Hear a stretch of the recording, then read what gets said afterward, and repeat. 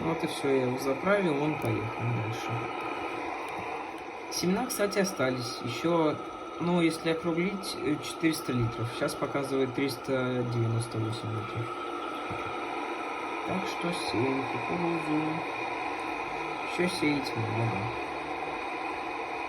Да, ну там как раз таки находится наш бункер сеясный.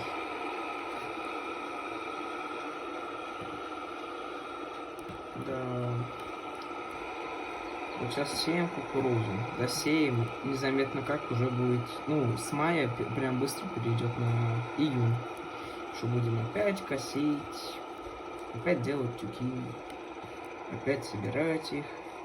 Вот коров надо кормить. Они скоро, наверное, подрастут, и им надо будет больше сена заготавливать, а не продавать.